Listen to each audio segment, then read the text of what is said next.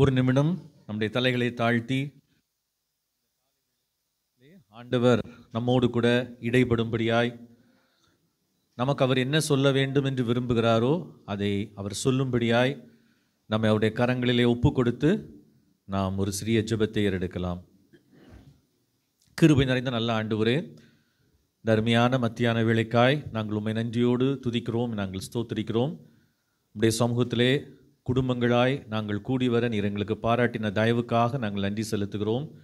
எங்கள் தேவனாகிய கர்த்தர் எதையும் எதேச்சையாய் செய்கிற தேவன் அல்ல. நீர் செய்கிற ஒவ்வொன்றிற்கும் ஒரு முகாந்திரம் உண்டு என்பதை நாங்கள் அறிந்து விசுவாசித்திருக்கிறோம்.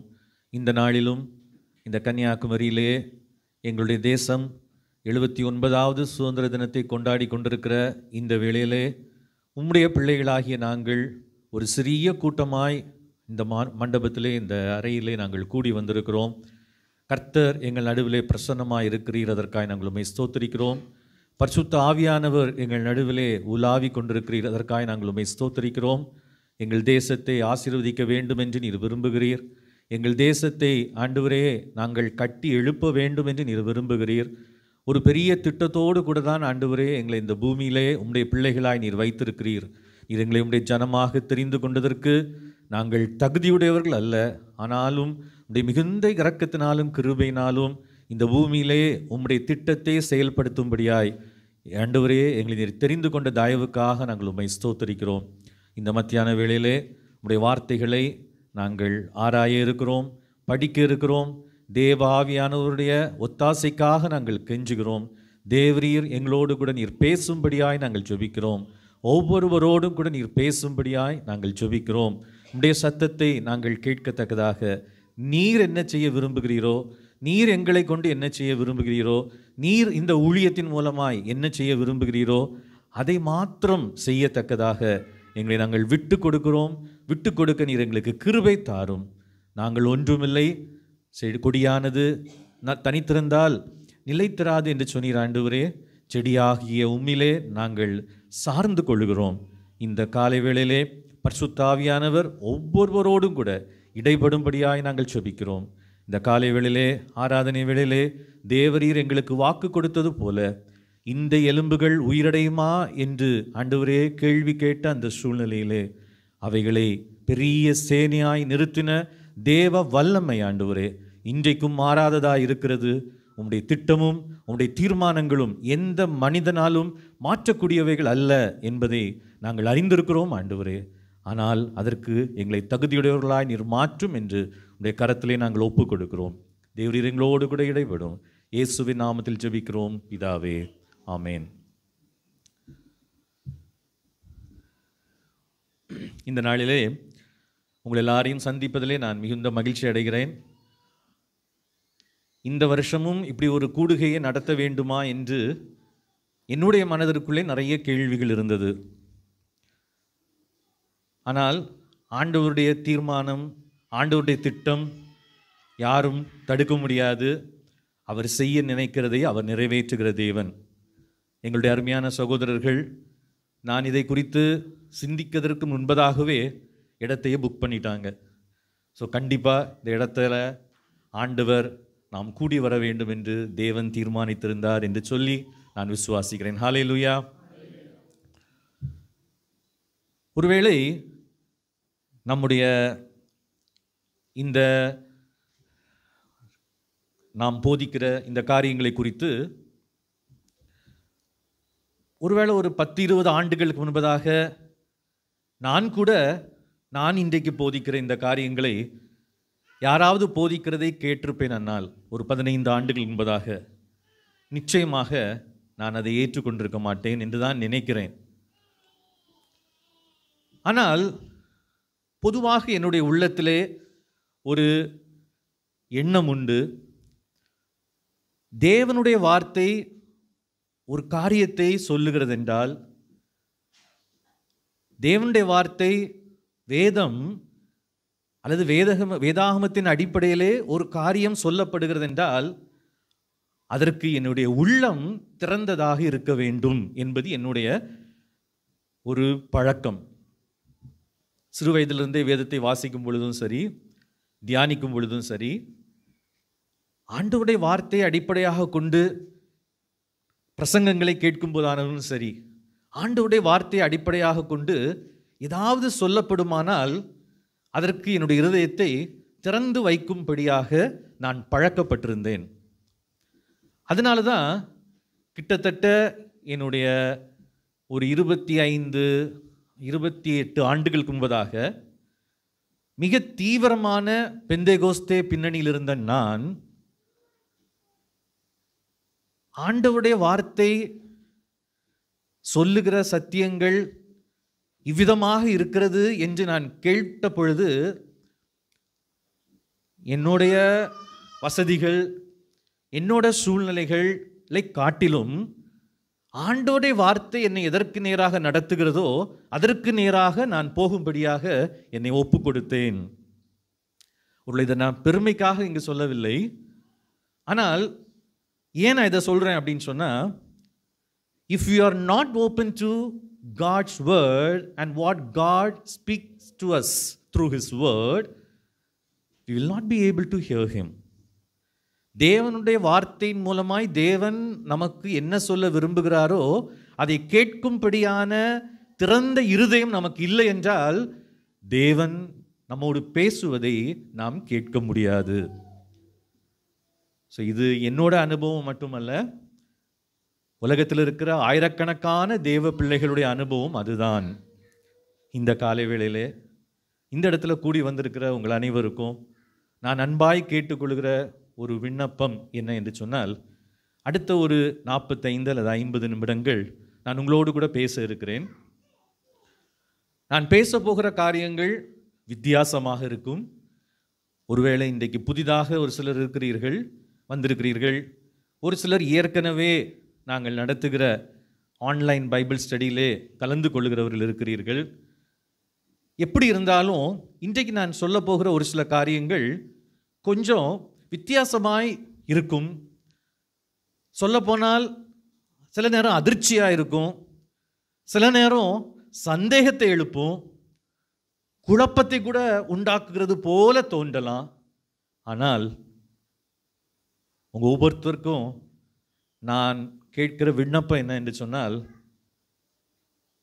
சிட்டி ஆஃப் பெராயா பட்டணத்தில் உள்ள விசுவாசிகள் காரியங்கள் இப்படி இருக்கிறதா என்று தினந்தோறும் வேத வாக்கியங்களை ஆராய்ந்து பார்த்ததினால் அவர்கள், யாராவது சொல்லுங்களா, யாரை பார்க்கிலும் தெசலோனிக்கே பட்டணத்தில் உள்ளவர்களை காட்டிலும் நற்குணசாலிகளாக இருந்தார்கள். அப்போஸ்தலர் லூக்கா அப்படிதான் அதை எழுதுகிறார். ஸோ இந்த காலை வேளையில் என்னுடைய எதிர்பார்ப்பு அதுதான். See and look whether things are so according to the scriptures. அப்படி இருக்கும் பொழுது மாத்திரம்தான் நம்ம இதை புரிந்து கொள்ள முடியும். அதனால தான் நான் முதலாவது அந்த விண்ணப்பத்தை நான் வைக்கிறேன்.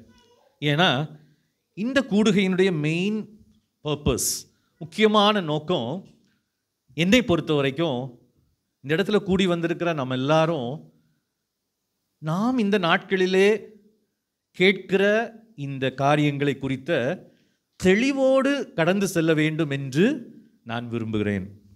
அதனால தான் இன்னைக்கு இப்பொழுது காலையில் ஒரு 45 அல்லது கூடி போனால் 1 மணி நேரம் நான் உங்களோடு கூட பேச இருக்கிறேன். இன்றைக்கு மாலை செஷனில் உங்களுடைய கேள்விகளுக்கு பதிலளிக்கிற ஒரு செஷன் நாங்கள் அரேஞ்ச் பண்ணியிருக்கிறோம். அது ஒரு 2 அல்லது 3 மணி நேரம் வைக்கணும் அப்படின்னு என்னுடைய மனதில் உண்டு. நமக்கு நேரம் கிடைக்கிறதை பொறுத்து நம்ம அதை செய்யலாம். அது ரொம்ப முக்கியமான செஷன் அப்படின்னு சொல்லி நான் நினைக்கிறேன். அதில் நானும் இந்த பைபிள் ஸ்டடியில் தொடர்ந்து கலந்து கொள்கிற எங்கள் அருமையான சகோதரர்களும் ஒரு சில காரியங்களை உங்களோடு கூட விவாதத்திலும் பதிலளிக்கிறதிலும் நாங்கள் ஈடுபடுவோம். So will be answering your questions and will be discussing and even debating things. So ஆண்டவர் நமக்கு உதவி செய்வாராக. இந்த நோக்கம், we should be clear in our understanding about the scriptures. வேத வாக்கியங்களை குறித்த நம்முடைய புரிந்து கொள்ளுதலிலே நாம் தெளிவுள்ளவர்களாய் இருக்க வேண்டும் என்பதுதான் என்னுடைய ஆசை. இங்கே வந்திருக்கிற ஒரு சில சகோதரர்கள் ஜெபசிங்கண்ணனா இப்படி பேசுகிறாங்க அப்படின்னு சொல்லி தோன்றுகிற அளவிற்கு மேபி இன்னைக்கு இருக்கலாம். ஏன் அப்படின்னா 10, 15, 20 வருஷத்துக்கு முன்னாடி ஜெபக்குழுவில் அவங்களுக்கு நான் கற்றுக் கொடுத்த சில காரியங்களையே இன்றைக்கு நான் மாற்றி சொல்ல போகிறேன். ஸோ அதனால தான் சொன்னேன், for some of you this will be shocking. சிலருக்கு இது அதிர்ச்சியாக கூட இருக்கலாம். பட் வேதத்தில் சொல்லப்பட்டிருக்கிற காரியங்கள் இப்படிதான் இருக்கிறதா என்பதை சிந்திக்கும்படியாக நான் உங்களை அழைக்கிறேன். இதை குறித்து நாம் விவாதிப்பதிலே தவறில்லை, நாம் டிஸ்கஸ் பண்ணுறது, கலந்துரையாடுகிறதிலே தவறில்லை. ஆனால் நாம் தெளிவுள்ளவர்களாக இருக்க வேண்டும் என்று தேவன் விரும்புகிறார். பொதுவாக வேதாகமத்தை நாம் எப்படி பார்க்கிறோம் என்பது இந்த காலை வேளையில் அதை குறித்து தான் நான் பேச இருக்கிறேன். How we see the Bible. வேதத்தை நாம் எப்படி பார்க்கிறோம்? வேதம் ஆண்டவர் நமக்கு தந்த பெரிய பொக்கிஷம், சந்தேகமே கிடையாது. எல்லாவற்றை காட்டிலும் தேவன் நமக்கு கொடுத்த இந்த வேதம் தான் அது நமக்கு கொடுத்த சிறந்த ஒரு gift, precious gift that God has given us. இது இல்லை அப்படின்னு சொன்னா, கடவுள் இதை கொடுக்கல அப்படின்னு சொன்னா, the world would not have been the world as we see today. இந்த வேதத்தை மாத்திரம் தேவன் நமக்கு தரவில்லையானால் இன்றைக்கு நாம் பார்க்கிற உலகம், நாம் வாழுகிற இந்த உலகம் நாம் இப்பொழுது பார்க்கிற விதமாக இருக்காது. இது உண்மை. டாம் ஹாலண்ட் அப்படின்னு சொல்லக்கூடிய அமெரிக்காவை சேர்ந்த செக்குலர் ஹிஸ்டாரியன் டாம் ஹாலண்ட், கேள்விப்பட்டிருப்பீர்கள் என்று தெரியாது. டொமினியன் அப்படின்னு சொல்லி ஒரு புஸ்தகத்தை அவர் எழுதினார் ஒரு 5 அல்லது 6 ஆண்டுகளுக்கு முன்பதாக. அவர் ஒரு secular historian. He was not a religious person. He was not a confessing Christian. தன்னை கிறிஸ்தவன் என்று அறிக்கை செய்கிற ஒரு கிறிஸ்தவன் கிடையாது. ஆனால் he wrote the book called Dominion. அது உலகத்தில் உள்ள எல்லா நாத்திகர்களையும் அதிர்ச்சி அடைய வைத்தது. ஏன் அப்படின்னு சொன்னா, அவர் எழுதினது அதுதான். ஒருவேளை அந்த டொமினியன்ற புக்கோட கருத்து நான் இன்னும் முழுமையாக படிக்கலை, கேள்விதான் பட்டிருக்கிறேன். ஆனால் அதனுடைய கருத்து என்ன அப்படின்னு சொன்னால், if Christianity had not come in history, கிறிஸ்தவம் என்று ஒன்று, பிப்ளிக்கல் வேர்ல்ட் வியூ அப்படின்னு சொல்லக்கூடிய ஒன்று, வேத கண்ணோட்டம் என்று சொல்லக்கூடிய ஒன்று இந்த உலகத்திலே வந்திருக்கவில்லையானால் the whole world would be a barbarian and uncivilized culture world. இந்த முழு உலகமும் நாகரிகமற்ற, பண்பாடற்ற, பார்பரிக்குன்னு சொல்லுவோம் இல்லையா, அப்படிப்பட்ட ஒரு கலாச்சாரம் உடைய உலகமாக இருந்திருக்கும் என்று சொல்லி அவர் சொன்னார். he was not a believer, Bible பிலீவர்னு அவர் தன்னை கன்ஃபர்ஸ் பண்றவரோ டிக்ளேர் பண்றவரோ கிடையாது ஓப்பனா. பட் வெரி தலை சிறந்த ஒரு வரலாற்று ஆசிரியர் டாம் ஹாலண்ட். எனக்கு அருமையானவர்களே, வேதம் தேவன் தந்த பெரிய பொக்கிஷம். அது இல்லையானால் இன்றைக்கு நாம் இங்கே இல்லை. ஆனால் இந்த வேதத்தை நாம் எப்படி பார்க்கிறோம் என்பது ரொம்ப முக்கியம்.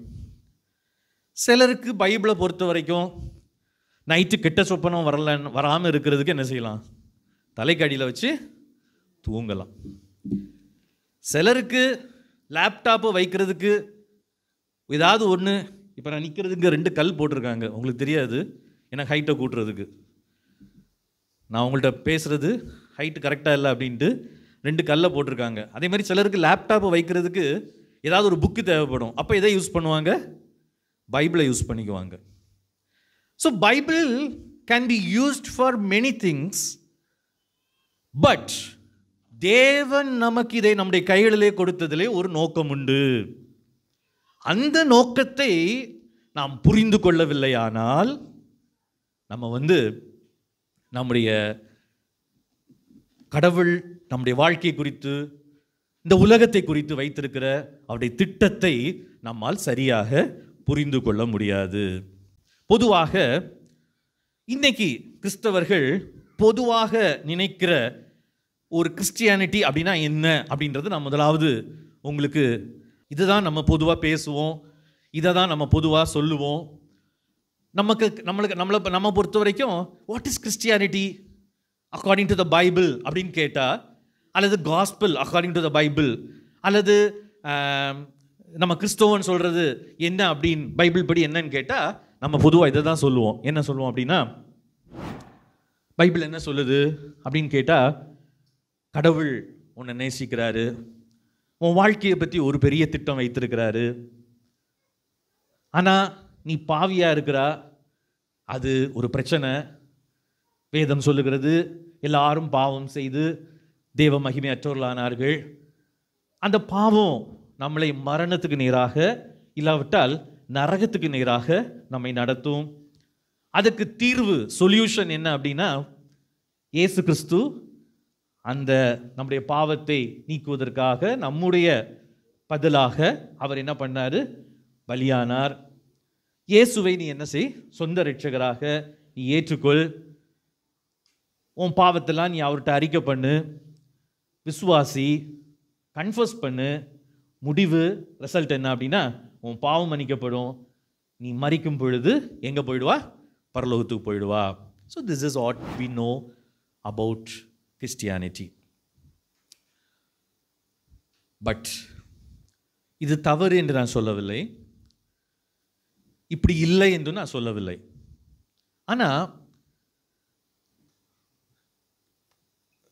தேவனுடைய பிரம்மாண்டமான அவருடைய திட்டத்தை, அவருடைய பிரம்மாண்டமான ஒரு திட்டத்தை, ஒரு பெரிய மேக்னிஃபிஷியன்ட் பிளான் அண்ட் பர்பஸ் தேவன் உலகத்தை குறித்து வைத்திருக்கிறார். இன்னும் அவர் நிறைவேற்றும்படியாய் ஆவலோடு இருக்கிறார். அதை we Christians, we so-called evangelical Christians, நம்ம எல்லாருமே என்ன சொல்லுவாங்க அப்படின்னா, இவாஞ்சலிக்கல் கிறிஸ்டியன்ஸ் அப்படின்னு சொல்லுவாங்க. சுவிசேஷத்தை நம்புகிற கிறிஸ்தவர்கள் அப்படின்னு சொல்லி நம்மளை சொல்லுவாங்க. ஸோ நம்ம அதை என்ன பண்ணிட்டோம் அப்படின்னு சொன்னால், we have narrowed down it. அதை ரொம்ப குறுக்கி, நானும் ஆண்டவரும் அப்படின்ற அளவுக்கு நம்ம அதை சுருக்கி விட்டோம், அதை குறுக்கி விட்டோம்.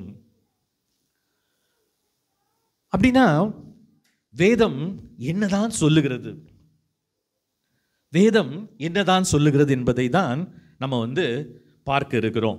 ஒருவேளை ஏற்கனவே சொன்னது மாதிரி இது கொஞ்சம் ஒரு பைபிள் ஸ்டடி மாதிரி தான் இருக்கும்.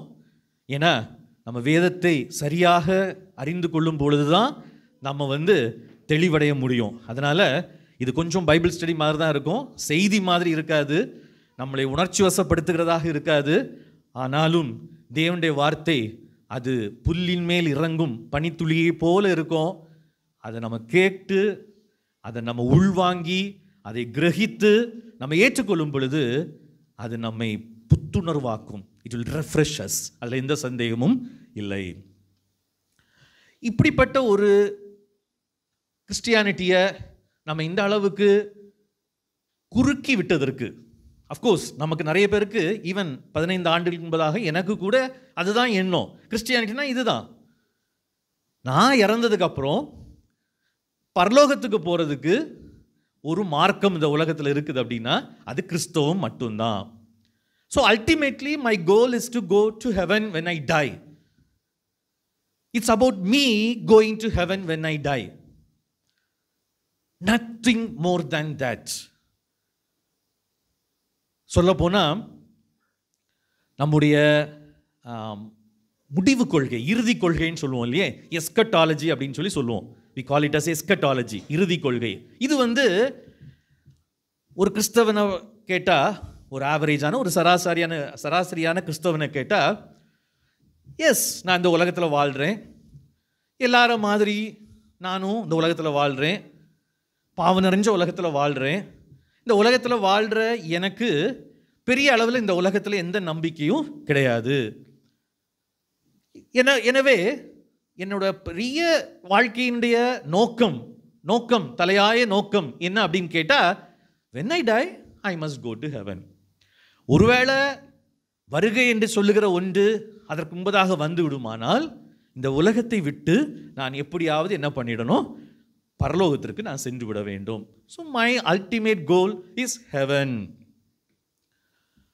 இந்த காரியங்களை குறித்து நான் படிக்கும் பொழுதெல்லாம் எனக்குள்ள இதை குறித்த சில வேத பண்டிதர்கள், பைபிள் ஸ்காலர்ஸ் சொல்லுகிற காரியங்கள் எல்லாம் படிக்கும் பொழுது, இது எவ்வளவு கடவுளுடைய பெரிய திட்டத்தை குறுக்கிவிட்ட ஒன்று என்பதை கொஞ்சம் கொஞ்சமாக புரிய ஆரம்பித்த பொழுது, how much we have missed and lost, எவ்வளவு நம்ம இழந்திருக்கிறோம், எவ்வளவு நம்ம இழந்து போயிருக்கிறோம் அப்படின்னு நினச்சி பார்த்த பொழுது, அதுதான் இன்னைக்கு காலையில் அருமையான சகோதரன் மெரின் நம்முடைய ஆரம்பத்தில் உங்களை வரவேற்கும் பொழுது சொன்ன ஒரு காரியம். இன்றைக்கு நம்முடைய தேசம், மிஷினரிகளால் உருவாக்கப்பட்ட நம்முடைய தேசம், சொல்லணும்னு சொன்னால் இந்தியா அப்படின்ற தேசம், பாரதம் அப்படின்ற தேசம் உருவாகிறதற்கு காரணமே கிறிஸ்தவம்தான். எந்த சக்தியும் சொல்ல முடியாது. Purely India is as a nation till today because of Christianity. இது எத்தனை கிறிஸ்தவர்களுக்கு தெரியும் அப்படின்னு சொல்லி நமக்கு தெரியலை. ஆனால் ஒரு சில புஸ்தகங்களை நீங்கள் வாசிச்சா உங்களுக்கு தெரியும்.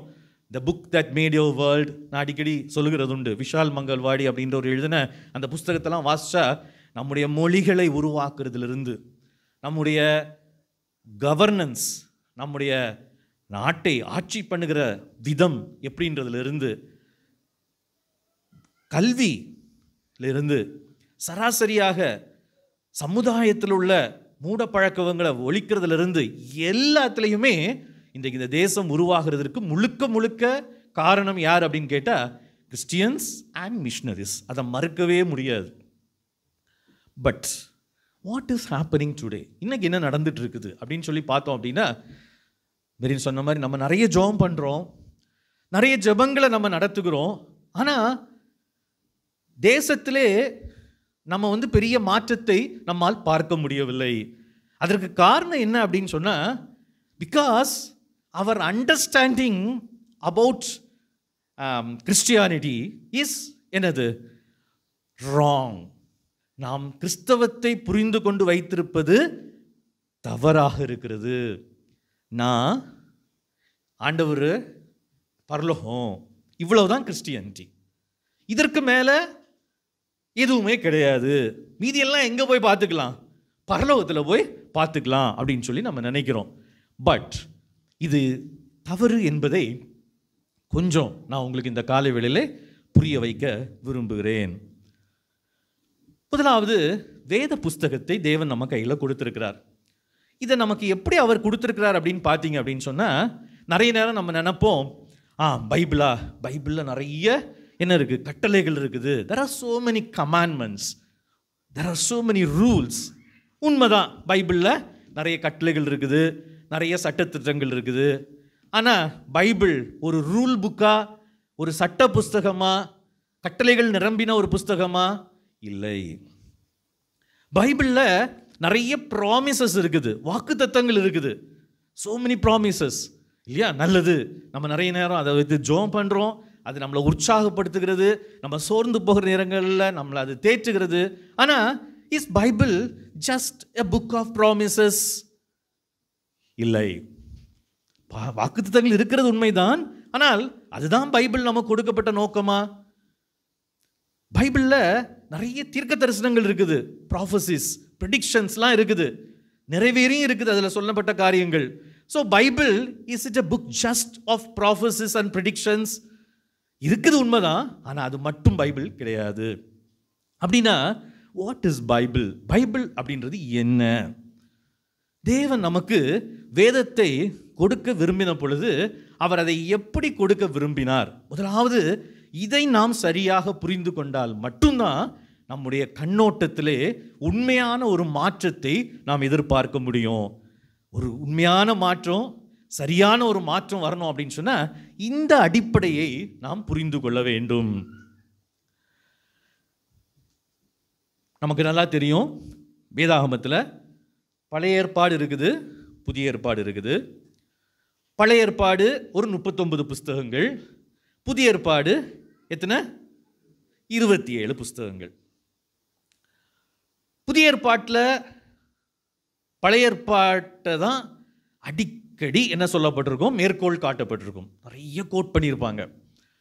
ஆனால் நிறைய நேரம் நம்ம என்ன நினைப்போம் அப்படின்னா, பழைய ஏற்பாடு தேவையே இல்லை, புதிய ஏற்பாடு தான் எல்லாம். ஸோ நான் இங்கே காண்பித்த இந்த இந்த இந்த இவாஞ்சலிக்கல் காஸ்பல் ஃப்ளோ அப்படின்னு சொல்கிறோம். அதாவது கிறிஸ்தவ சுவிசேஷத்தை விசுவாசிக்கிற, நற்செய்தியை விசுவாசிக்கிறவருடைய பொதுவாக மனதில் இருக்கிற சுவிசேஷத்தை குறித்த ஓட்டம் என்ன அப்படின்றத இதில் பார்க்குறோம். இதை இவ்வளவு குறுக்கினதுக்கு முக்கியமான ஒரு காரணம் என்ன அப்படின்னு கேட்டால், it is because we see only the New Testament as we see the New Testament disconnected from the Old Testament. புதிய ஏற்பாட்டை பழைய ஏற்பாட்டிலிருந்து தொடர்பற்றதாய், துண்டிக்கப்பட்டதாய் நம்ம பார்க்கிறோம். இதுதான் முதலாவது தவறு. This is the first error that we do. என்ன தப்பு அது? ஏன் அதில் தப்பு அப்படின்னு சொன்னால், இயேசு கிறிஸ்து திரும்ப திரும்ப பழைய ஏற்பாட்டை தான் அவர் என்ன பண்ணுறார் அப்படின்னா முக்கியத்துவப்படுத்துகிறார். அழிக்கிறதற்கு அல்ல, நியாயப்பிரமாணத்தை ஆகிலும் தீர்க்க தரிசனங்களை ஆகிலும் அழிக்கிறதற்கு அல்ல, அதை என்ன பண்ண வந்தேன்? நிறைவேற்ற வந்தேன் அப்படின்னு சொல்றாரு. அப்படி சொல்லும் பொழுது அவர் எதை மீன் பண்ணுறாரு? புதிய ஏற்பாட்டை கிடையாது. அது சொல்லும் பொழுது புதிய ஏற்பாடுன்னு சொல்லி ஒன்றே கிடையாது. இயேசு இது சொல்லும் பொழுது மத்தேயுவில் நற்செய்தியில் நம்ம வாசிக்கிறோம், மார்க்லையும் வாசிக்கிறோம். இயேசு கிறிஸ்து இப்படி சொல்லும் பொழுது புதிய ஏற்பாடு என்று ஒன்றே என்ன செய்யலை? உருவாகவில்லை. ஸோ பழைய ஏற்பாடுக்கு இயேசு கிறிஸ்து அவ்வளவு முக்கியத்துவத்தை அவர் கொடுக்கிறார். ஆனால் நம்ம என்ன நினைக்கிறோம்? கிறிஸ்டியானிட்டி அப்படின்றது இது புதிய ஏற்பாட்டில் தான் அல்லது இயேசு கிறிஸ்துவில் தான் ஆரம்பிக்குது அப்படின்னு சொல்லி நம்ம நினைக்கிறோம். That is the first reason why we misunderstand the scriptures. வேத வாக்கியங்களை நாம் சரியாக அல்லது தவறாக புரிந்து கொள்வதற்கு முதலாவது காரணம் அதுதான். அப்படின்னா வேதாகமத்தை நம்ம எப்படி பார்க்கணும் அப்படின்னு கேட்டால், பழைய ஏற்பாடும் புதிய ஏற்பாடும் சேர்ந்து தொடர்புடைய கனெக்டட் நரேட்டிவ் தான் வேதம். The Bible is a continued narrative அல்லது continued story from Genesis to Revelation. இது ஒரு தொடர்ச்சியாக தொடர்ந்து வருகிற ஒரு கதை. கதைன்னு சொன்ன உடனே ஒருவேளை நமக்கு பைபிளை கதைன்னு சொல்றீங்களா அப்படின்னு சொல்லி நமக்கு தோணும். ஆனால் நல்லா கவனிச்சு பாருங்க, புரிந்து கொள்ள வேண்டிய ஒரு விஷயம். பைபிளை நிறைய நேரம் நமக்கு புரியாமல் இருக்கிறதுக்கு காரணம் என்ன அப்படின்னு சொன்னால், பைபிள் ஹாஸ் எ லாங்குவேஜ். வேதாகமத்திற்கு ஒரு மொழி இருக்குது. வேதாகமத்திற்கு ஒரு மொழி இருக்குது. அது எழுதப்பட்டது பழைய ஏற்பாடு எபிரேய மொழி, புதிய ஏற்பாடு கிரேக்க மொழி, இதெல்லாம் நமக்கு தெரிஞ்சது தான். ஆனால் இதையும் தாண்டி ஒரு மொழி இருக்குது. என்ன மொழி அப்படின்னு சொன்னால், it is the language of storytelling. நல்லா கவனிச்சுக்கோங்க, லாங்குவேஜ் ஆஃப் ஸ்டோரி டெல்லிங். நம்ம அறிந்திருக்கிறபடி இந்த புஸ்தகம் நம்ம கையில் வைத்திருக்கிற இந்த புஸ்தகத்தினுடைய கடைசி புஸ்தகம் எழுதப்பட்டே 2000 வருஷம் ஆயிடுச்சு. ஸோ அந்த காலத்திலே, வேதாகமம் எழுதப்பட்ட காலத்திலே நடைமுறையில் இருந்த ஒரு வழக்கம் என்ன அப்படின்னு சொன்னால், இன்னைக்கு மாதிரி அவங்களுக்கு பிரிண்டிங் கிடையாது, டிஜிட்டல் மீடியாலாம் கிடையாது. So they're telling the stories again and again. ஒன்று எழுதப்படுவதற்கு முன்பதாக அவங்க அதை என்ன செய்வாங்க அப்படின்னு சொன்னால், கதையாக சொல்லிக்கொண்டே இருப்பார்கள். அப்புறம் அதை எழுத ஆரம்பிக்கும் பொழுது, அதை எழுதுனதும் எப்படி தான் எழுதுனாங்க அப்படின்னு சொன்னால், they wrote it as story. எபிரேய பைபிளில், ஹீப்ரு பைபிளில், இன்றைக்கும் யூதர்கள் வைத்திருக்கிற ஹீப்ரு பைபிளில் நீங்கள் எடுத்து பார்த்தீங்க அப்படின்னு சொன்னால், நம்முடைய வேதாகமத்தில் புஸ்தகங்கள் வரிசைப்படுத்தப்பட்டிருக்கிறத விட எபிரேய மொழியில் அல்லது எபிரேய பைபிளில், யூதர்கள் வைத்திருக்கிற பைபிளில் வரிசை வித்தியாசமாக இருக்கும். அவங்க பைபிளில், எபிரேய பைபிளில், இன்றைக்கி நீங்கள் ஒரு ஹீப்ரு பைபிள் எடுத்து பார்த்தீங்க, ஜூயிஷ் பைபிள் எடுத்து பார்த்தீங்கன்னா, லாஸ்ட் புக் என்னவா இருக்கும் தெரியுமா? 2 நாளாகமம். ஒய்? அதனால இயேசு கிறிஸ்து சொல்லுவார், ஆபேலின் இரத்தம் முதல் சகரியாவின் பலிபீடத்தில் சிந்தப்பட்ட சகரியாவின் ரத்தம் கடைசியாக சிந்தப்பட்டதா? இல்லை. அவங்க ஆர்டர் படி நாளாகமத்தில் யாரை பற்றி வருது? சகரியா பற்றி வருது, பலிபீடத்தில் கொல்லப்பட்ட சகரியாவை பற்றி வருது. ஸோ இயேசு கிறிஸ்து அந்த ஆர்டர் தான் சொல்கிறாரு. Because Jesus Christ himself saw the Old Testament as a story, continuous story. எங்கேருந்து ஆரம்பிக்குது? ஜெனிசிஸ்லேருந்து ஆரம்பிச்சு எங்கே முடியுது? நாளாகமத்தில். நாளாகமம் எப்படி முடியுது எடுத்துக்குவோமா? 2 நாளாகமும் 36ஆம் அதிகாரம் 20ஆம் வசனம். இல்கியாவுக்கும் சாப்பானின் குமாரனாகிய அகிகாமுக்கும் மீகாவின் குமாரனாகிய அப்தோனுக்கும் சம்பிரதியாகிய சாப்பானுக்கும் ராஜாவின் ஊழியக்காரனாகிய அசாயாவுக்கும் கட்டளையிட்டு சொன்னது. அடிமைகளாய் இருந்தார்கள். நல்லா கவனிங்க, நல்லா கவனிங்க. கிரியேஷன்ல ஆரம்பிக்குது, படைப்பில் ஆரம்பிக்குது, அண்ட் ends in exile. இதுதான் ஓல்ட் டெஸ்டமென்ட் நரேட்டிவ். யூதர்களுடைய மனதில், ஜூயிஷ் மைண்டில் அவங்க வந்து இயேசு கிறிஸ்து வாழ்ந்த பொழுது, அவர் சொல்லும் பொழுது, அவர் பேசும் பொழுதெல்லாம் அவங்க மைண்டில் வேதாகமும் ஸ்கிரிப்சர்ஸ் அப்படின்னு சொன்னால் அவங்களுக்கு எங்கே ஆரம்பிக்கும் அப்படின்னா, ஆதியாகமத்தில் இருக்கிற ஜெனிசிஸில் இருக்கிற கிரியேஷன்ல இருந்து ஆரம்பித்து எங்கே முடியும் அப்படின்னு சொன்னால் எங்கே முடியும்? எக்ஸைலில் முடியும், சிறையிருப்பில் முடியும். ஓகே, அப்போது இது எப்படி நீங்கள் சொல்கிறீங்க அப்படின்னு கேட்டால், மத்தேயு இதை இப்படி தான் யார் பார்த்தா அப்படின்னு சொன்னால், நற்செய்தி எழுதினவங்க, அப்போஸ்தலர்கள் எல்லாரும் அவங்க பைபிளை அப்படி தான் பார்க்குறாங்க. they see the scriptures in this way. நான் சொல்கிற இந்த கண்ணோட்டத்தில் தான் அவங்க பார்க்குறாங்க. அதனால தான் மத்தேயு என்ன பண்ணுறார் அப்படின்னு சொன்னால், இயேசு கிறிஸ்துவை பற்றி எழுத ஆரம்பிக்கிறார். அவர் எழுத ஆரம்பித்தோன்னா பொதுவாக நமக்கு வந்து சுவிசேஷம், நற்செய்தி அப்படின்னா நம்ம என்ன நினைப்போம்? இயேசு கிறிஸ்துவை பற்றின வாழ்க்கை வரலாறு, இயேசு கிறிஸ்துவை பற்றின அவர் எங்கே போனார், எங்கே வந்தார், என்ன பண்ணார்னு எழுதியிருக்கிறதுன்னு நினைப்போம். ஆனால் யாராவது என்ன செய்வாங்களா? ஒரு வாழ்க்கை வரலாறு, ஒரு சரிதை, சுயசரிதை ஆர் பயோகிராஃபி எழுதும் பொழுது என்ன எப்படி எழுதுவாங்க? எப்படி ஆரம்பிப்பாங்க? அந்த நபர்லேருந்து ஆரம்பிப்பாங்க, இல்லை அவங்க அப்பா பேர்லேருந்து ஆரம்பிப்பாங்க. But Matthew when he begins to tell the story of Jesus, இயேசு கிறிஸ்துவனுடைய வாழ்க்கையை அவர் சொல்ல ஆரம்பிக்கும் பொழுது, where does he begin? எங்கிருந்து ஆரம்பிக்கிறாரு? ஆபிரகாம். ஏன்? அது மட்டும் இல்லை, நல்லா கவனிச்சு பாருங்க. அவருடைய இன்ட்ரோடக்ஷன் பார்ட்டில் மத்தேயு 1ஆம் அதிகாரம், நாங்கள் இப்போ மத்தேயு தான் படிச்சுட்டு இருக்கோம். அதை படிக்கும் பொழுது உண்மையிலே ரொம்ப எக்ஸைட்மெண்ட்டாக இருந்துச்சு. எப்படி அவங்க வந்து எழுதியிருக்கிறாங்க, எப்படி அவங்க பைபிளை பார்த்துருக்குறாங்க அப்படின்றது பாருங்க. மத்தேயு 1ஆம் அதிகாரம் 17ஆம் வசனம் வாசிங்களா. இவ்விதமாய் உண்டான தலைமுறைகளெல்லாம் ஆபிரகாம் முதல் தாவீது வரைக்கும் 14 தலைமுறைகளும், தாவீது முதல் பாபிலோனுக்குச் சிறைப்பட்டுப் போன காலம் வரைக்கும் 14 தலைமுறைகளும், பாபிலோனுக்குச் சிறைப்பட்டுப் போன காலம் முதல் கிறிஸ்து வரைக்கும் 14 தலைமுறைகளுமா? நல்லா கவனிங்க. ஆபிரகாம்லேருந்து தாவீது வரைக்கும் 14, தாவீதிலிருந்து சிறையிருப்பு எக்ஸைல் வரைக்கும் 14, சிறையிருப்பிலிருந்து கிறிஸ்து வரைக்கும் என்னது 14. மொத்தம் எத்தனை ஆச்சு? 42 தலைமுறைகள். முடிவில் அந்த 14 யார் வந்துட்டா? கிறிஸ்து வந்துட்டார். எப்போ அவர் என்ன சொல்ல வர்றார் அப்படின்னா, வெரி பெரிய story. It begins from Abraham. அது ஆபிரகாமிலே ஆரம்பிக்கிறது. என்ன ஸ்டோரி அது? தேவனுடைய மீட்பின் திட்டம்.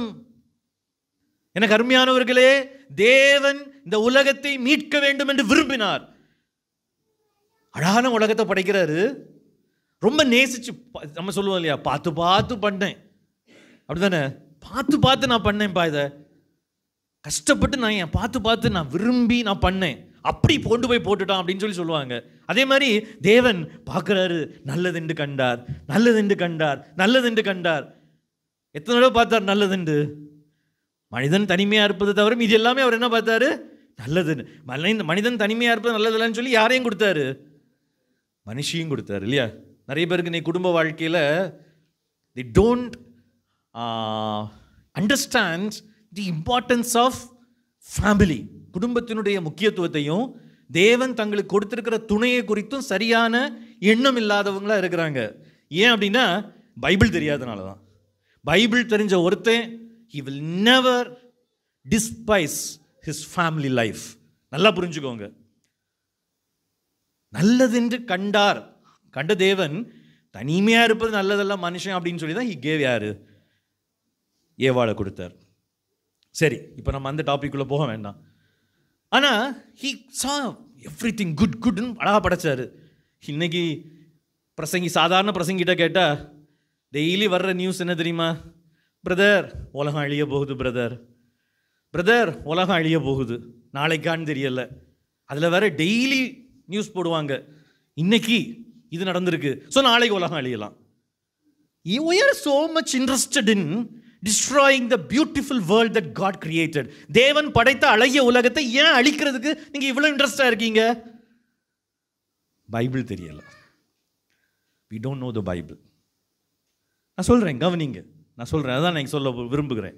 இன்னைக்கு நம்முடைய தியாலஜியில், நம்முடைய இறையியல்ல ஒரு மாற்றத்தை தேவன் கொண்டு வர விரும்புகிறார்.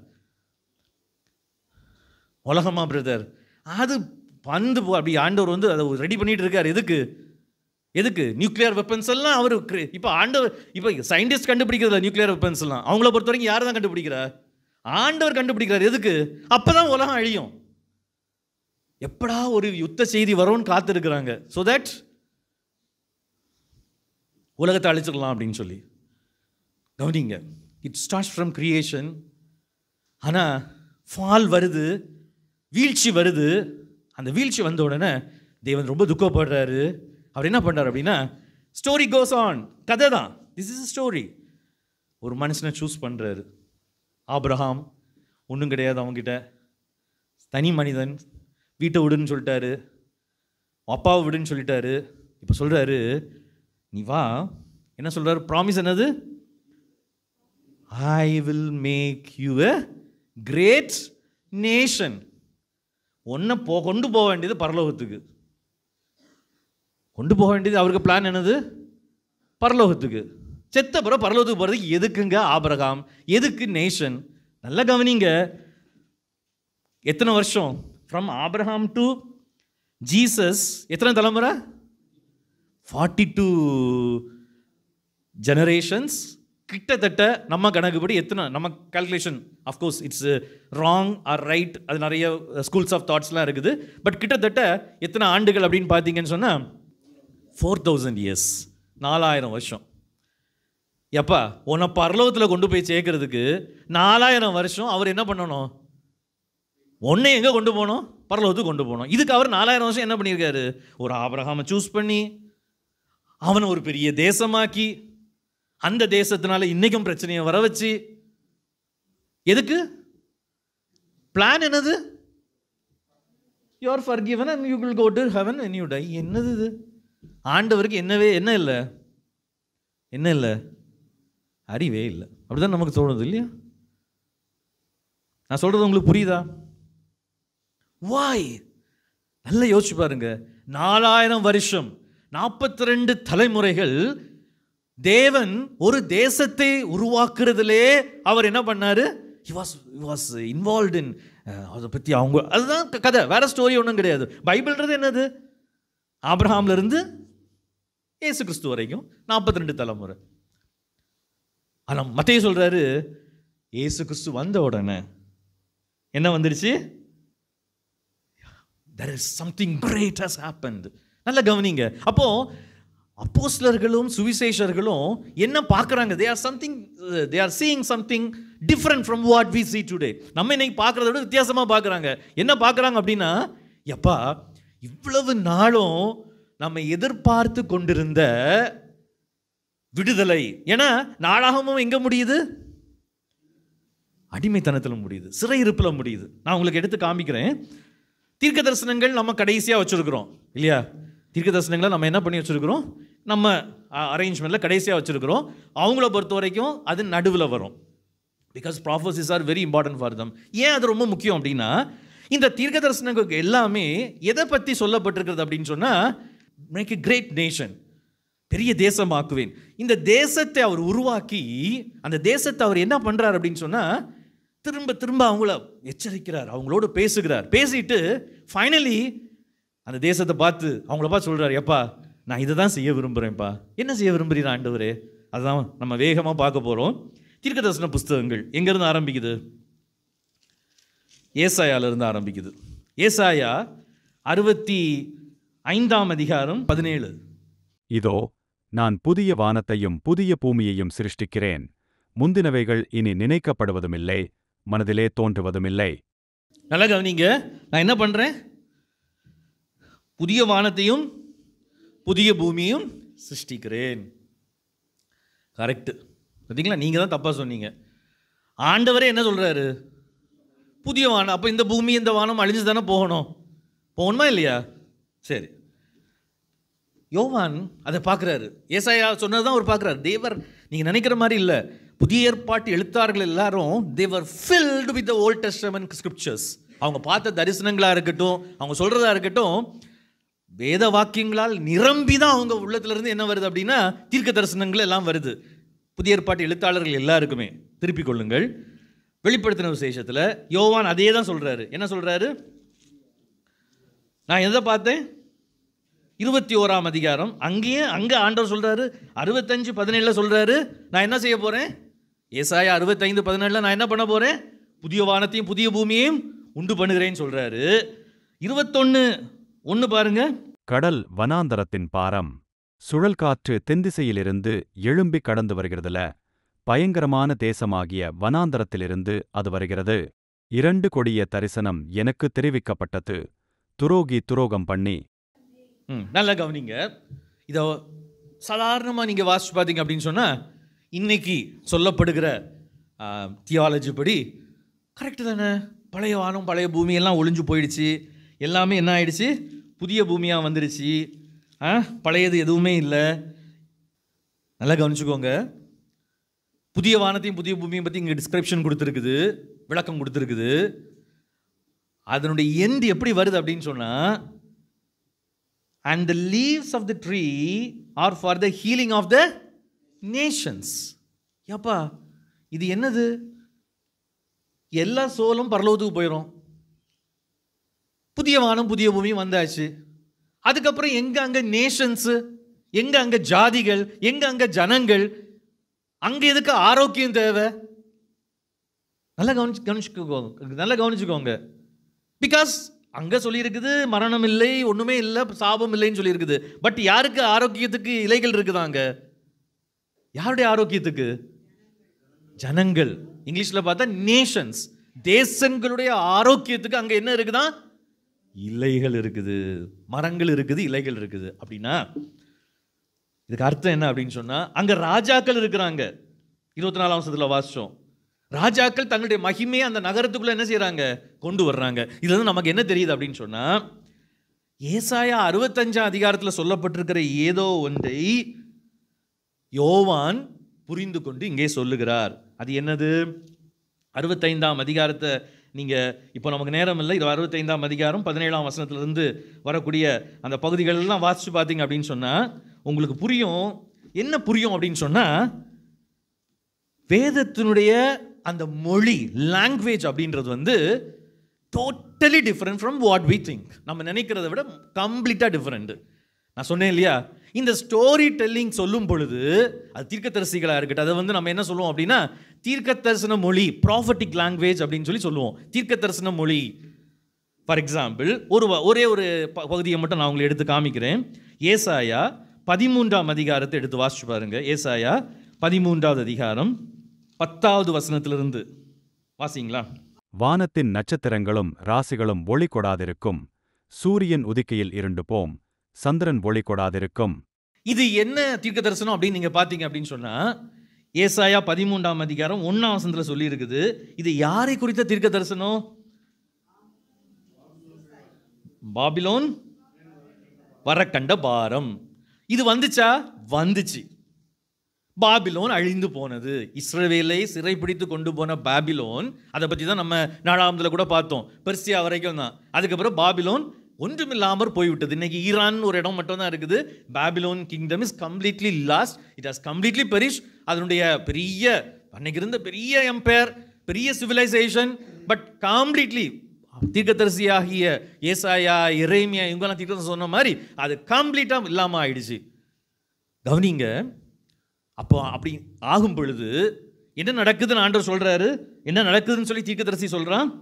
10ஆம் வசனத்துல, வானத்தின் நட்சத்திரங்கள் ஒளி கொடாது இருக்கும். அப்படி நடந்துச்சா? நடக்கல. அப்படி ஒன்றும் நடக்கல. அங்கிருந்து உதிர்ந்து இலைகளைப் போல விழுந்துச்சா? இல்லை, அது எதுவும் அங்கே நடக்கலை. அப்படின்னா நல்லா புரிஞ்சுக்கணும், தேவன் அல்லாவிட்டால் அந்த நாட்களிலே அவங்க தீர்க்க தரிசனங்களை சொல்லும் பொழுது they used a language. அதுக்கு பேர் தான் என்னது அப்படின்னா மெட்டஃபாரிக்கல் ஃபிகரேட்டிவ் லாங்குவேஜ் அப்படின்னு சொல்லி சொல்லுவாங்க. பைபிளில் நிறைய இதை பார்க்க முடியும். மெட்டஃபாரிக்கல் ஃபிகரேட்டிவ் லாங்குவேஜ் நிறைய பார்க்க முடியும். இந்த லாங்குவேஜை நம்ம புரிந்து கொள்ளவில்லையானால் நம்முடைய அண்டர்ஸ்டாண்டிங் வில் பிகம் ராங். நம்முடைய அண்டர்ஸ்டாண்டிங்க்கு காரணம் என்ன அப்படின்னு சொன்னால், நம்ம இன்னைக்கு இருக்கிற லாங்குவேஜில் தான் நம்ம அதை புரிந்து கொள்ள விரும்புகிறோம்.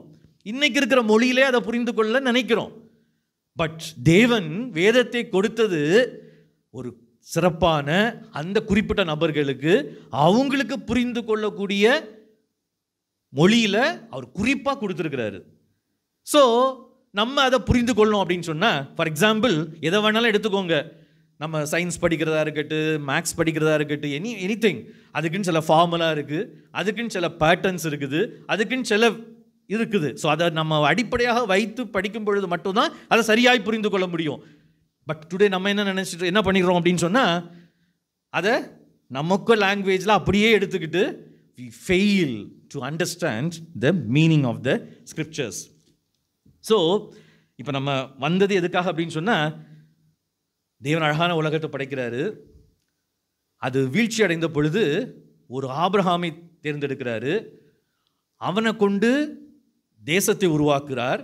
அந்த தேசம் ஆண்டவருக்கு விரோதமாய் வழி விலகி சென்ற பொழுது அதை தண்டிப்பேன்னு சொல்கிறாரு. ஆனால் அதே நேரத்தில் அவர் வாக்குத்தத்தங்களையும் கொடுக்கிறார். அதை தான் நம்ம பார்த்துட்டு இருக்கிறோம். என்ன வாக்குத்தத்தம்? ஏசாயா 66 அதிகாரம் 22 வசனம். கொஞ்சம் வேகமாக போயிடுவோம். ஏசாயா 66, 22.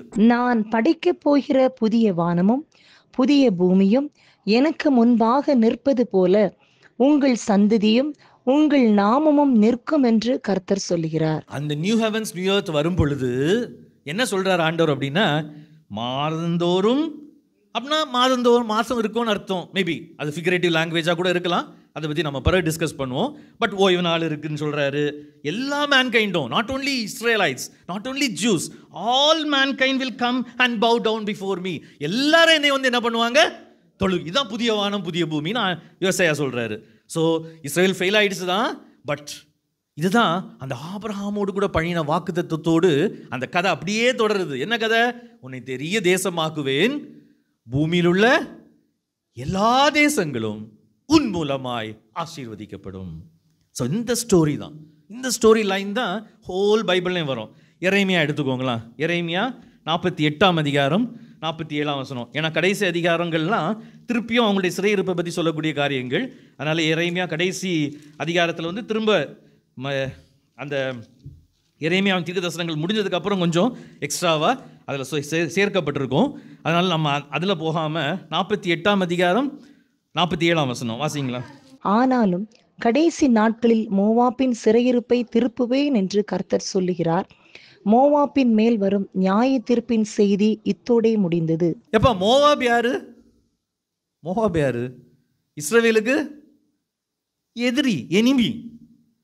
மோவாபை அருவருக்கிறேன்னு ஆண்டவர் சொன்னாரு. பட் இங்க என்ன சொல்றாரு? திருப்புவேன். This is the promise. This is the promise. மத்தேயு எப்படி பார்க்கிறார் அப்படின்னு சொன்னா, அந்த ப்ராமிஸ் தான் இயேசு கிறிஸ்துவில் நிறைவேறுகிறதாக பார்க்கிறார். கொரிந்தியர்ல பவுல் அதனால தான் சொல்றாரு, தேவன் பண்ணின எல்லா வாக்குத்தத்தங்களும் இயேசு கிறிஸ்துவுக்குள் எப்படி இருக்குது? ஆமென். அது என்னது? எப்பா உலகத்தெல்லாம் ஆசீர்வதிப்பேன்னு சொன்னாரு. ஆபிரகாம் மூலமா எல்லா நேஷன்ஸையும் பிளஸ் பண்ணுவேன்னு சொன்னாரு. ஆனா தேசம், இஸ்ரேல் தேசம் ஃபெயில் ஆயிட்டு. ஆனா தேவன் என்ன பண்ணார் அப்படின்னா, இயேசுவை எழுப்பி உலகம் முழுவதையும் ஆசீர்வதிக்கிறார், எல்லா தேசங்களையும் ஆசீர்வதிக்கிறார். இதுதான் ஆண்டவர் செய்ய விரும்புகிற காரியம். இதுதான் அவருடைய மீட்பின் திட்டம். The மீட்பின் திட்டம், the story of redemption or the plan of redemption is not just taking your soul to heaven. தேவனுடைய மீட்பின் திட்டம் என்பது உன்னுடைய ஆத்துமாவை மட்டும் பரலோகத்துக்கு கொண்டு போய் சேர்ப்பதல்ல. It is redeeming the whole earth. இந்த முழு உலகத்தையும் திரும்ப மீட்பதுதான் தேவனுடைய திட்டம். இதை முதலாவது நம்ம நல்லா புரிஞ்சுக்கணும். இதுதான் முதலாவது நம்ம நல்லா புரிஞ்சுக்கணும். எரேமியால இன்னும் நிறைய வசனங்கள் இருக்குது, நான் சொல்லல. 49 அதிகாரம் 6 வசனம் வாசிச்சு பார்த்தீங்கன்னா, அதற்கு பின்பு அம்மோன் புத்திரருடைய சிறையிருப்பை திருப்புவேன் என்று கர்த்தர் சொல்லுகிறார். அம்மோன் புத்திரரின் சிறையிருப்பை நான் என்ன செய்வேன்? திருப்பி. This is the God's plan. எல்லா தேசங்களுடைய சிறையிருப்பும் திருப்பப்பட்டு. எக்ஸைல் யாருக்கு மட்டும் கிடையாது? இஸ்ரேலுக்கு மட்டும் கிடையாது. இந்தியாவும் எக்ஸைல தான் இருந்துச்சு. அதான் சொன்னேன், when missionaries came, when Bible came to India, when Christian Protestant missionaries came to India, India கொஞ்சம் கொஞ்சமாக அந்த சிறையிருப்பிலிருந்து வெளியே வர ஆரம்பிச்சிச்சு. இன்னைக்கு நம்ம சபை செத்து போனதுனால it is again going in to the slavery. சபையே உன்னுடைய பணி பெரியது, your responsibility is huge. அதை உணராத வரைக்கும் தேவனால் கூட ஒன்றும் நமக்கு இறங்க முடியாது என்பதை நாம் மறந்து போகக்கூடாது. நிறைய வசனங்கள் இருக்குது, நான் எல்லாத்துக்கும் போகல. எசேக்கியேல் கடைசி அதிகாரம் கடைசி வசனம் வாசிங்க. சுற்றிலும் அதன் அளவு 11,000 கோலாகும். அந்நாள் முதல் நகரம் யெகோவா ஷம்மா என்னும் பெயர் பெறும். யெகோவா ஷம்மா என்னது? கர்த்தர் இருக்கிறார். The Lord is there. கர்த்தர் அங்கே இருக்கிறார். எங்க பிரதர் இருந்தார்? எருசலேம் தேவாலயத்திலையா? எருசலேம் தேவாலயத்திலையா? AD 70 அது ஒரு கல்லின் மேல் ஒரு கல்லிராதபடி இடிக்கப்பட்டு போனது. அப்ப இப்ப எந்த தேவாலயத்தில் அவர் இருக்கிறாரு? It is with you and me. It is with you and me. இந்த ஆலயமாக உன்னை உருவாக்குவதற்காக தான், தேசங்களுக்கு வாழ்வளிக்கக்கூடிய, தேசங்களுக்கு ஆரோக்கியத்தை கொடுக்கக்கூடிய இலைகளை உடைய ஒரு நகரத்தில், அந்த நகரத்திலிருந்து வரக்கூடிய அந்த நதிக்கு பக்கத்தில் இருக்கிற விருட்சங்களாக இருக்கிறதுக்காக தான் தேவன் உங்களையும் என்னையும் அழைத்திருக்கிறார். கொஞ்சம் கொஞ்சமாக உங்களுக்கு புரியும்னு சொல்லி நான் நினைக்கிறேன். அடுத்தது ஓசியா. ஏன்னா தானியேல் புஸ்தகம் அவங்கள பொறுத்த வரைக்கும் அது ப்ராஃபட்டிக் புக்ஸில் வராது, அது ரைட்டிங்ஸில் போயிடும். அது பைபிள் பற்றி சொல்கிற இடத்துல நம்ம பார்க்கலாம். ஓசியா கடைசி அதிகாரம், கொஞ்சம் வேகமாகவே போயிடலாம். ஓசியா 14ஆம் அதிகாரம் 9ஆம் வசனம். இவைகளை உணரத்தக்க ஞானமுள்ளவன் யார்? இவைகளை கிரகிக்கத்தக்க புத்தி உள்ளவன் யார்? கர்த்தருடைய வழிகள் செம்மையானவைகள், நீதிமான்கள் அவைகளில் நடப்பார்கள். பாதகரோ வென்றால் அவைகளில் இடறி விழுவார்கள். நீதிமான்கள் அதிலே நடப்பார்கள். அடுத்து வேகமா யோவேல் கடைசி வசனம் 3ஆம் அதிகாரம் 21ஆம் வசனம். நான் தண்டியாமல் விட்டிருந்த அவர்களுடைய இரத்த பழியை தண்டியாமல் விடேன். கர்த்தர் சியோனிலே வாசமாயிருக்கிறார். அதில் ஒரு சின்ன தவறு இருக்குது. என்ன அப்படின்னா 20ஆம் வசனத்திலிருந்தே வாசிங்க. ஆனால் யூதாவோ சதா காலமாகவும் எருசலேம் தலைமுறை தலைமுறையாகவும் குடியேற்றப்பட்டிருக்கும். தப்பு. அதில் என்ன தப்பு இருக்குன்னா, their blood guilt which I have not pardoned I will pardon. நான் என்ன பண்ணுவேன்? மன்னிக்காம விட்டிருந்தா அவங்களுடைய இரத்த பலியை நான் என்ன செய்வேன்? மன்னிப்பேன். தமிழ் டிரான்ஸ்லேஷன் தப்பு இருக்கு, மன்னிப்பேன். அடுத்து வாசிங்க. கர்த்தர் சியோனிலே வாசமாயிருக்கிறார். forgiveness and Zion. அந்த சியோன் என்னது? நிறைய பேருக்கு சியோன்னா என்னது? ஏதோ ஒரு சிலர் மட்டும் போய் இருக்கிற இடம் அப்படின்னு நினைச்சிட்டு இருக்கிறாங்க. What is that Zion? அந்த சியோன் என்னது? That is the God's people. எபிரேயர்ல வாசிச்சு பார்த்தீங்க அப்படின்னா, நீங்க எங்க வந்து சேர்ந்தீங்கன்னு சொல்லியிருக்கோம். எங்க வந்து சேர்ந்தீங்க வாசிங்களா? நிறைய பேருக்கு கன்ஃபியூஷன் இருக்கும். அது என்னது சியோனு? நான் அதில் இருப்பேனா, நான் இருக்க மாட்டேனா அப்படின்லாம் நிறைய குழப்பங்கள் இருக்கும். அதனால் அந்த வசனத்தை கூட நம்ம வாசிச்சு பார்த்துடலாம். எபிரேயர், நீங்களோ எங்கே வந்திருக்கிறீங்க? 12ஆம் அதிகாரம் 22ஆம் வசனம். நீங்களோ சியோன் மலை இடத்திற்கும். யார் வந்திருக்கிறா? அதுக்கு முந்தின பகுதியை வாசிச்சு பாருங்க. விசுவாசிகள், தேவனுடைய பிள்ளைகள் எங்க வந்திருக்கிறாங்க? ஜாயன். ஸோ அந்த ஜாயன் தீர்க்கதரிசி உரைத்த அந்த ஜாயன் என்னது? we are the Zion. அந்த ஜாயன்ல இருக்கிறது யார்? இப்போ நம்ம தான். சரியா? நீங்க தொடர்ந்து வாசிச்சு பார்த்துக்கோங்க. இந்த பகுதி எல்லா தீர்க்கதரிசன புஸ்தகங்களுடைய கடைசியும் எடுத்து வாசிச்சு பாருங்க. உபதியெல்லாம் வாசிக்கவே மாட்டோம் நம்ம. கடைசி வசனம் வாசிங்க. அப்பொழுது ராஜ்யம், kingdom will be the Lord's. இது என்ன கிங்டம்? இதுதாங்க மத்தேயு சொன்ன என்ன கிங்டம்? பரலோக ராஜ்யம். அதான் அவங்க பிரசங்கம் பண்ணாரு. இயேசு வந்த உடனே என்ன வந்துருச்சு? மனம் திரும்புகள் என்ன சமீபமா இருக்குது? because they were expecting, that was their hope. அவங்க கதையில, அவங்க ஸ்டோரியில என்ன ஆண்டவர் திரும்ப திரும்ப சொல்றாரு அப்படின்னா, இஸ்ரேலே நீ ஃபெயில் ஆயிட்டா, பட் நான் செய்ய போறேன். நீங்க தீர்க்கதரிசனங்களை ஃபுல்லா வாசிச்சு பார்த்தீங்க. நான் செய்ய போறேன், நான் செஞ்சு என் திட்டத்தை நிறைவேற்ற போறேன். What is that plan? Kingdom யாருடையதா மாறணும்? இன்னைக்கு நம்ம என்ன நினைக்கிறோம்? ஆண்டவர் நம்மளை எங்கேயோ தூக்கிட்டு போவார்னு காத்திருக்கிறோம்.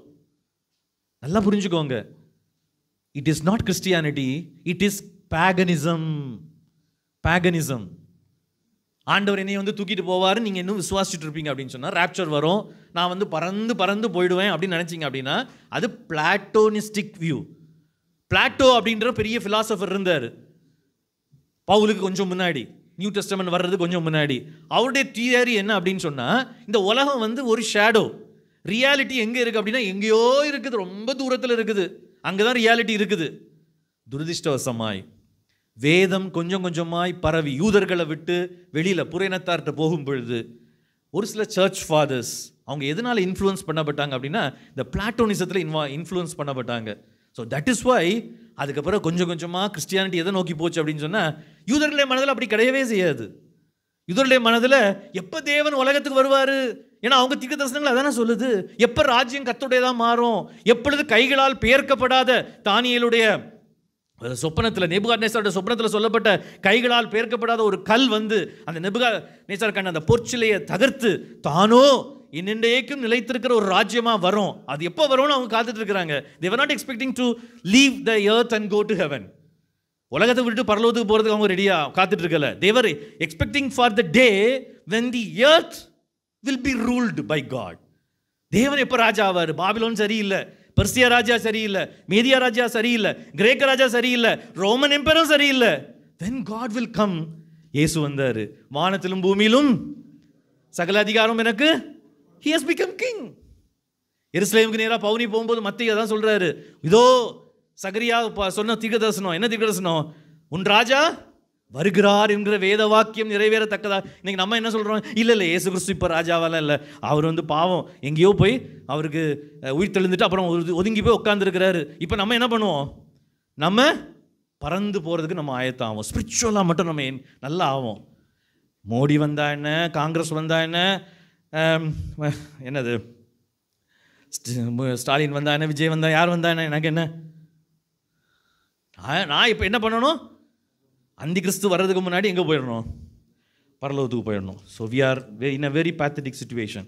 ஓகே, அடுத்தது பார்த்தீங்கன்னா மீகா கடைசி அதிகாரம் கடைசி வசனத்துக்கு வாங்க. இங்கிலீஷில் அழகாக இருக்குது, நான் வாசிக்கிறேன்.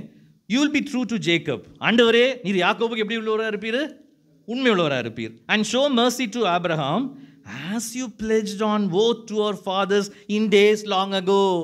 என்ன பிளட்ஜ் பண்ணாரு, என்ன ப்ராமிஸை கொடுத்தாரு, ஆபிரகாம் உன் தேசத்தை என்னத்தெல்லாம் விட்டுட்டு வா, நான் அவனை எங்கே கூட்டிகிட்டு போவேன், பரலோகத்துக்கு கூட்டிகிட்டு போவேன். அப்படிதான் சொன்னார், அப்படிதானே சொன்னார். என்ன சொன்னார், நான் உன்னை தேசமாக்குவேன் உன் மூலமாய், தேசங்கள் எல்லாம். அதான் வாக்கு தத்துவம். அவர் கேட்குறாரு, மை மீகா என்ன கேட்குறாரு, ஆண்டவரே நீர் உண்மையுள்ளவராக இருப்பீர். இங்கிலீஷில் வாசிச்சு பாருங்க, it's very beautiful. You will true to Jacob and show mercy to Abraham as you pledged on oath to our fathers in days long ago. கடைசியாக நம்ம மல்கியாவுக்கு வருவோம், ஏன்னா அது கடைசி புஸ்தகம். அது யார், அது எலியா தீர்க்கதரிசி, நல்லாவே தெரியும். மத்தேயு 11 அதிகாரம் 14 வசனத்தில் இருக்குது. அப்போது நான் வருவேன் யார் சொல், ஐ வில் கம். அதுக்கு அதை நான் வந்து அடிக்காதபடிக்கு அழிக்காதபடிக்கு யோவான் ஸ்நானகனை அனுப்புவேன்னு சொல்கிறாரு இல்லையா, புரியுது தானே.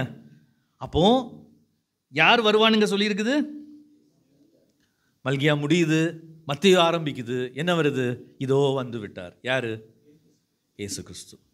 ஸோ பைபிளை எப்படி பார்க்கணுங்க, அந்த ஹோல் நரேட்டிவில் பார்க்க நம்ம எப்போ தவறுறோமோ. இன்றைக்கி நடக்கிறது எல்லாம் என்ன அப்படின்னு சொன்னால், சொல்லப்போனால் வசன விளையாட்டு. பிரசங்கிமார் என்ன பண்ணுவாங்க அப்படின்னா, அங்கே ஒரு வசனம் இங்கே ஒரு வசனம் அப்படி இப்படின்னு சொல்லுவாங்க, சொல்லி ஒரு தியாலஜியை ஃப்ரேம் பண்ணிடுவாங்க. பட் யூதர்கள், அப்போஸ்லர்கள், நற்செய்தி எழுதின மத்தேயு, மார்க்கு, லூக்கா, யோவான் எல்லாரும் அதை எப்படி பார்த்தாங்கன்னா, they saw this as a narrative which நம்ம நிறைய நினைக்கிறோம், இயேசு கிறிஸ்து வந்து என்ன பண்ணுறாரு, எல்லா தீர்க்க தரிசனத்துக்கும் முற்றுப்புள்ளி அல்ல, he fulfills it. கிரீக்கில் பார்த்தீங்கன்னா அதில் போட்டிருக்கிற வேர்டு என்ன அப்படின்னா டீலோஸ் அப்படின்னு போட்டிருக்கோம். டீலோ அப்படின்னா என்னது, கோலை அச்சீவ் பண்ணியாச்சு. எப்பா அந்த கதை அப்படியே வந்து இப்போ கோல், டீலோன்றது கிரீக் வேர்டு பார்த்தீங்க அப்படின்னா கோல். அந்த லெக்கு வந்து என்ன ஆயிடுச்சு, கிளைமேக்ஸ் வந்து என்ன நடந்துச்சு, ஃபுல்ஃபில் ஆகிடுச்சு. யாரில், இயேசு கிறிஸ்துவில். அப்போ ஜீசஸ் கிரைஸ்டில் ஃபுல்ஃபில் ஆக வேண்டிய கிளைமேக்ஸ் என்னது சொல்லுங்கள் பாப்போம், தேவனுடைய ராஜ்யம் இந்த பூமியில் இறங்கி வரணும். அதனால தான் உங்களுடைய ராஜ்யம் வருவதாகன்னு சொல்லி அவர் ஜெபம் பண்ண சொல்லி கொடுத்தாரு.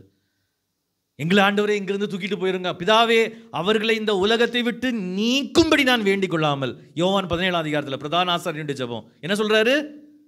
உலகத்துல வச்சு அவங்கள என்ன பண்ணுங்க, காத்துக்கொள்ளுங்க. பிகாஸ் அவங்கள கொண்டுதான், உங்களையும் என்னையும் கொண்டுதான் தேவன் இந்த உலகத்தை ரினியூ பண்ற, ரிடீம் பண்ற, ரீக்ளைம் பண்ற அந்த வேலையை செய்து கொண்டு இருக்கிறார். உங்களுக்கு தெரியுமா? சபையினுடைய வேலை பெரியது. சபையினுடைய வேலை பெரியது. இப்ப இயேசு கிறிஸ்து சபையை இந்த நம்மளை எதுக்காக அவர் கூட இணைத்திருக்கிறார் அப்படின்னு சொன்னா, சரீரமாகிய சபையை, so that அவருடைய பிரதிநிதியாய் இந்த உலகத்தை ரீக்ளைம் பண்ணணும்.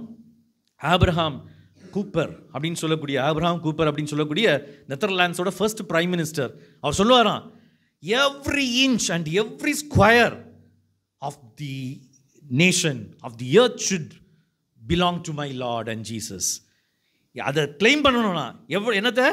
ஒவ்வொரு இன்ச்சு, அது பாலிடிக்ஸாக இருக்கட்டும், அது எக்கனாமிக்ஸாக இருக்கட்டும், அது கவர்னன்ஸாக இருக்கட்டும், கர்த்தத்துவம் அவர் தோளின் மேல் இருக்கும். யாருக்கு தோளின் மேல் இருக்கும்?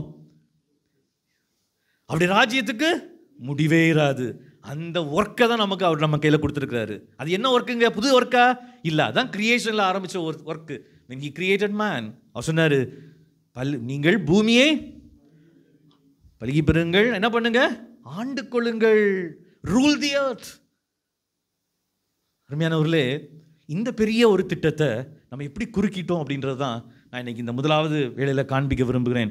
ஒரு சில ஸ்லைட்ஸை மட்டும் நான் பார்த்து அதை எக்ஸ்பிளைன் பண்ணிட்டு நம்ம கன்க்ளூட் பண்ணலாம். தேவனுடைய அந்த ஓல்டு டெஸ்டமெண்ட்ல இருக்கிற எல்லா ஸ்டோரியும் பார்த்தீங்க அப்படின்னு சொன்னால், அது எங்கே நிறைவேறுது அப்படின்னா, இவ்வளோதான் நான் சொன்னது அங்கங்கே சொன்னேன், பட் இயேசு கிறிஸ்துவிலே நிறைவேறுது. அடுத்த ஸ்லைட். ஸோ மொத்தத்தில் நம்ம எங்கே இருக்கிறோம் அப்படின்றது ரொம்ப முக்கியம், சரியா? தட் இஸ் வெரி இம்பார்ட்டன்ட், இல்லையா? அதான் என்டி ரைட் அப்படின்ற பைபிள் ஸ்காலர் ரொம்ப அழகாக சொல்லுவார். என்ன சொல்லுவார் அப்படின்னா, இது வந்து ஒரு 5 ஆக்ட் ட்ராமாவில் ஸ்டோரி மாதிரின்னு வச்சுக்கோங்களேன். முதல்ல கிரியேஷன், ஃபால், தேவன் இஸ்ரேலை சூஸ் பண்ணுறாரு. பைபிளே இதில் வந்துருச்சு. கிரியேஷன் ஜெனிசிஸ் 1-2, ஃபால் 3ஆம் அதிகாரம், இஸ்ரேல் எக்ஸோடஸ்லேருந்து 2 சாமுவேல் 1, கிரைஸ்ட் அது 2 கிரானிக்கல்ஸ் வரைக்கும் வரும். கிரைஸ்ட் வந்து மேத்யூ 1 to John 19, சர்ச் வந்து acts to revelation. So 5 act story. இதை பற்றி நிறைய நம்ம விளக்க வேண்டியிருக்கு. நிறைய நம்ம உட்காந்து பல மணி நேரங்கள் இதை படித்தாதான் நமக்கு நல்லா புரியும். ஒரு சின்ன அவுட்லைன் தான் நான் கொடுத்தேன், ஒரு ஸ்மால் அவுட்லைன். ஒன்று புரிஞ்சுக்கோங்க, நான் முடிவாக சொல்லி முடிக்க விரும்புகிறேன், நேரம் ஆகிட்டதுனால. சிறு பிள்ளைங்களாம் நிறைய பேர் இருக்கிறாங்க, பசிக்கும். ஸோ அதனால் நான் முடிக்கிறேன். 5 ஸ்டேஜ் ஸ்டோரி அப்படின்னு ஏன் அவர் சொல்கிறார் அப்படின்னு சொன்னால், தேவனுடைய திட்டத்தில் கிரைஸ்ட் வந்து இஸ் த கோல். அந்த கோல் அங்கே அச்சீவ் ஆகுது. ஆனதுக்கப்புறம் த்ரூ சர்ச் அவர் என்ன பண்ணுறாரு அப்படின்னா, he brings the new creation. எப்படி கொண்டு வராரு? எங்கேயோ கொண்டு போயில்லை, இந்த உலகத்தை தான் அவர் ரினியூ பண்ணுறாரு. இந்த உலகத்தை தான் அவர் ரீக்ரியேட் பண்ணுறாரு. ஒரே ஒரு அது வசனத்தை மட்டும் வாசித்து நம்ம முடிக்கலாம். ரோமர் 8ஆவது அதிகாரம், பவுல் அதை தான் சொல்கிறாரு. என்ன சொல்கிறாரு அப்படின்னா, ரோமர் 8ஆவது அதிகாரம், அப்போஸ்தலருடைய திங்கிங்கும் அதுதான். நம்ம தான் அந்த சிந்தையை கம்ப்ளீட்டாக மாற்றி விட்டுட்டோம். ரோமர் 8ஆம் அதிகாரம் வாசிங்களா? ரோமர் 8ஆவது அதிகாரம் 22வது வசனம்.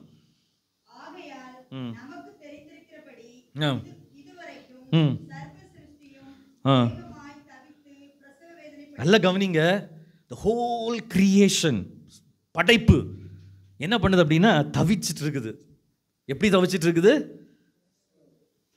சைல்டு பர்த் மாதிரி பெயின்ஸ், பிரசவ வேதனைப்பட்டு தவிச்சிட்டு இருக்குது. ஹோல் கிரியேஷன் தேவனுக்கு ரொம்ப முக்கியம்.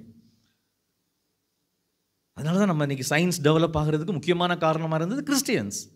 சயின்டிஸ்ட், பெரிய பெரிய சயின்டிஸ்ட் எல்லாமே தேவர் பைபிள் பிலீவிங் கிறிஸ்டியன்ஸ். ஏன் அப்படின்னா, கிரியேஷன் அப்படின்றது இவ்வளவு மதிப்புக்குரியது, தேவன் படைத்தது, அதை நம்முடைய நன்மைக்காக அவர் தந்திருக்கிறார் அப்படின்லாம் கொடுத்த அந்த கண்ணோட்டத்தை கொடுத்ததே பைபிள் தான். ஸோ கிரியேஷன் லாங்ஸ் ஃபார் என்னது? விடுதலைக்காக அது தவித்து கொண்டிருக்கிறது. 2வது 23ஆம் வசனம்.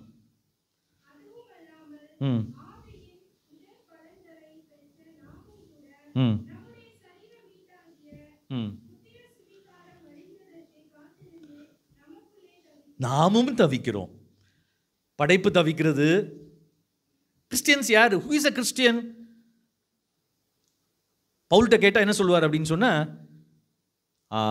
நம்ம நினைக்கிறோம் கிறிஸ்டியன்னா யாரு? சர்ச்சுக்கு போவான், எனக்கு ஏதாவது ஒரு அற்புதம் நடக்காதான்னு காத்திருப்பான், ஜோம் பண்ணுவான், வர்ஷிப் பண்ணுவான், டெய்லி அவனுக்கு ஒரு மிராக்கிள் நடக்கணும். இதுதான் கிறிஸ்டியன் லைஃப். செத்த பிறகு எல்லாரும் சுற்றி உட்காந்து பாட்டு பாடுவாங்க, பரலோகத்துக்கு போயிட்டான் அப்படின்னு சொல்லி. This is what we think of Christianity. But பவுல் சொல்கிறாரு, ஹூ இஸ் அ கிறிஸ்டியன்? அவன் தவித்து கொண்டு இருப்பான். என்னதுக்காக தவித்து கொண்டு இருப்பான் தெரியுமா? ரிடம்ஷனுக்காக. நான் சொன்னேன் இல்லையா, வாட் இஸ் ரிடம்ஷன்? மீட்புக்காக, ரீக்ளைமிங்காக, தேவனுடைய ராஜ்யம் வருவதற்காக, சிருஷ்டிப்பு விடுவிக்கப்படும்படியாக. சிருஷ்டிப்பு கடவுள் படைத்த, ஏன் சிருஷ்டிப்பு அடிமைத்தனத்துக்குள்ள இருக்குது? கடவுள் படைத்த நோக்கத்தில் இல்லை. அதை திரும்பவும் கடவுள் படைத்த நோக்கத்திற்குள்ளாக கொண்டு வருவது ஆண்டவர் தான் செஞ்சாரு. But we should walk together with him. அவர் கூட நம்ம ஒர்க் பண்ணணும். அவர் கூட ஒர்க் பண்ணும் பொழுது சிருஷ்டிப்பு புதிதாக்கப்படும், இந்த படைப்பு புதிதாக்கப்படும். இந்த தவிப்பு ஒவ்வொரு கிறிஸ்தவனுக்குள்ளே இருக்கணும். நம்மளும் அதனால தான் நிறைய பேர் நிறைய நேரம் நம்ம நினைக்கிறோம், சஃபரிங் எனக்கு மட்டும் யாருது? எனக்கு மட்டும் இல்லை, the whole earth is, whole creation is suffering. நம்முடைய வேலை என்ன தெரியுமா? groaning, lamenting. ஆண்டவரே ஒரு விடுதலை வந்துடாதா? கேன்சருக்கு ஒரு விடுதலை கிடைச்சிடாதா? போலியோவுக்கு ஒரு விடுதலை கிடைச்சிடாதா? அப்படி நினச்சதுனால தான் போலியோவுக்கு விடுதலை கிடைச்சது. சபின் அப்படின்ற ஒரு விஞ்ஞானி இருந்தார். போலியோ நீங்கள் 1970கள் 80களில் பிறந்தவங்களுக்கு தெரியும். எல்லா ஸ்கூல்லையும் காலேஜ்லேயும் ஒரு பையனோ 2 பையனோ, ஒரு பொண்ணோ 2 பொண்ணோ போலியோ அஃபெக்டடாக இருப்பாங்க.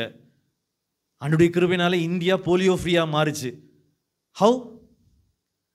அந்த சாபின் சொன்னார், எனக்கு பேட்டன்சியே வேண்டாம்ப்பா, நீ எனக்கு செலவே காசே கொடுக்க வேண்டாம், பேட்டன்சியே வேண்டாம், ஃப்ரீயாக கொடுக்குறேன். எதுக்காக தெரியுமா? ஸோ தட் இந்த உலகத்தில் உள்ள ஒவ்வொரு நூக்கன் கார்னர்ல இருந்த குழந்தைக்கும் இந்த போலியோ ட்ராப்ஸ் கிடைக்கட்டும். Let them enjoy it. இன்னைக்கு உலகத்தில் உள்ள பெரும்பாலான நாடுகளில் போலியோ வந்து எரடிகேட் ஆகிருக்குது. How it happens? தவிப்பு. Something must be done. அங்கே இது நடக்குது, இங்கே நடக்குது அப்படின்னு ஒன்று சுகமாக உட்காந்து நான் காலை நீட்டி படித்து தூங்கலாம் அப்படின்றது இல்லை. இல்லாட்டா நான் ஜோன்ற பேரில் உட்காந்துட்டு சும்மா இருக்கலாம் இல்லை. I should have that groaning.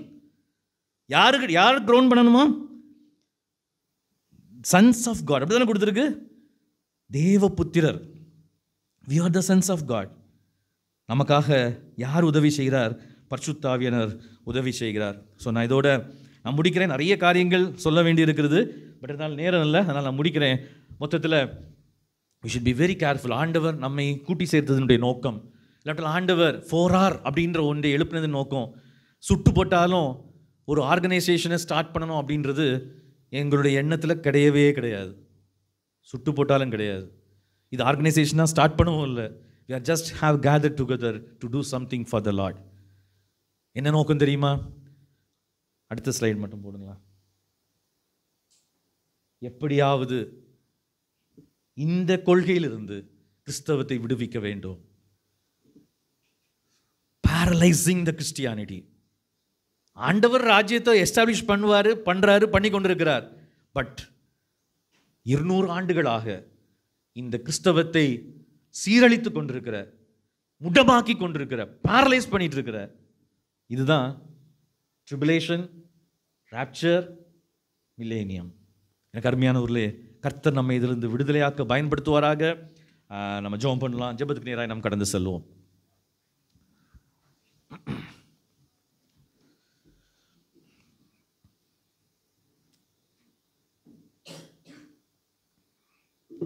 கண்களை மூடி தலைகளை தாழ்த்தி ஆண்டவருடைய சமூகத்திலே நாம் கேட்ட காரியங்கள் எந்த அளவுக்கு உங்களை புரிய வைக்க முடிஞ்சதுன்னு சொல்லி எனக்கு தெரியலை. ஆனால் தேவன் நம்மோடு கூட இடைப்படுகிறார் என்பதையும், அவருடைய திட்டம் மகா பெரியது என்பதையும், அவர் பெரியவதை செய்ய விரும்புகிறார் கிறிஸ்தவர்களாகிய அவருடைய பிள்ளைகளாகிய நம்மை கொண்டு என்பதையும் நீங்கள் புரிந்து கொண்டிருப்பீங்கன்னு சொல்லி நான் நினைக்கிறேன். கர்த்தர் நம்முடைய கண்களை திறந்தருளுவாராக. கர்த்தர் நம்முடைய கண்களை திறந்தருளுவாராக. தேவனுடைய திட்டத்திலே முக்கியமான ஒரு காலத்திலே நாம் இருக்கிறோம். என்ன தெரியுமா? அவரோடு கூட சேர்ந்து, இயேசுவோடு கூட சேர்ந்து, உயிர்த்தெழுந்த இயேசுவோடு கூட சேர்ந்து, வானத்திலும் பூமியிலும் சகல அதிகாரமும் எனக்கு கொடுக்கப்பட்டிருக்கிறது என்று சொன்ன இயேசுவோடு சேர்ந்து இந்த உலகத்தை அவருக்கு சொந்தமாக்குவதற்காக. That is the duty of the church. That is the obligation of the church.